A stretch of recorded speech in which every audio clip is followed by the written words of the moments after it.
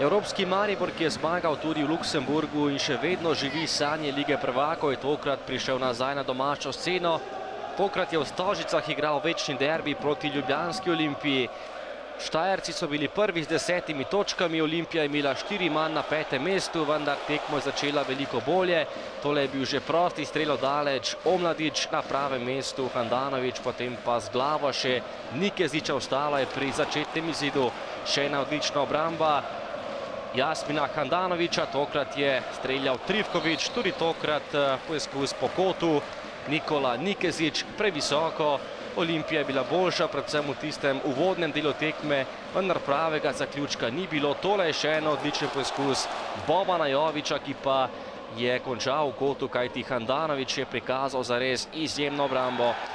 Na to sumljiva situacija v gostujočem kazenskem prostoru, padel je Božič, sodnik Jug pa je le odmahnil z rokami in igra se je nadaljevala in še ena akcija prvega polčasa, tole je še en prosti strel, Omladić je zgrešil vrata gostujoče ekipe. Maribor je bil v prvem delu povsem nemočen, niti enega samega nevarnega poizkusa, da potem pa še zadnje dejanje prvega polčasa, ne priložnost, temveč tale izgred na igrišču in rdeči karton za Argusa, oster štart tega nogometaša Maribora. Takole je štartal na nogometaša Olimpije Nika Omladića in prejel rdeči karton. Celoten drugi polčas je torej Maribor igral z igralcem manj.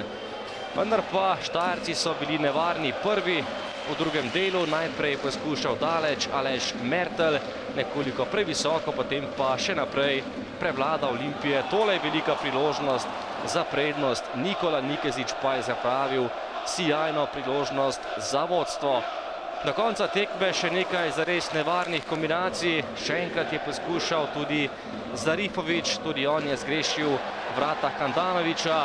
Nova priložnost za Ljubljančane in še ena fantastična obramba Handanovića. Tokrat je bil pri strelu Nikezić. In še enkrat tudi sumljiva situacija, padel je Boban Jović na koncu, vendarle upravičeno brez prekrška.